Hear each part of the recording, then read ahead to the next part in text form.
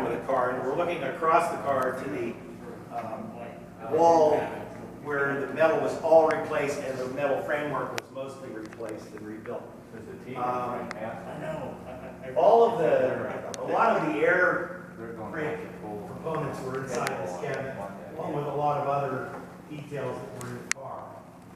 And then up above, there were many electric components, the switches and stuff for the car were moved to this corner.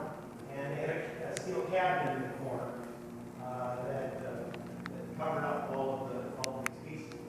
The wood for the base of the storage cabinet, everything was completely rotted, and so that was replaced.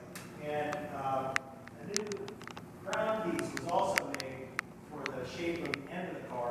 Keith spent a lot of time taking the shape of the roof, transferring it, and getting the shape for the crown piece. The crown piece is about a 2-inch thick piece of oak that supports the end of the car. It's like a collision joint, only it's wood.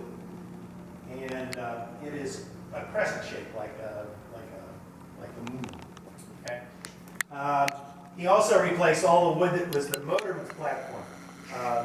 Bud Breslin told us that they added this raised platform area to keep the water on the platform and the cold snow and everything from being, from running down and getting around the motorman's feet to help keep them a little warmer in the wintertime. And of course, all the controls were taken out: the air brake stand, the controller, hand brake. Those things are all waiting to go back in the car. And of course, we're going to be putting, we've restored the sign boxes and the windows and everything, and they have to go back in.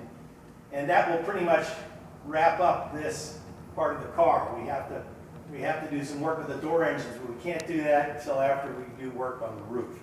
At least that's the way Keith has outlined the plan for us. So that's where we're headed with this.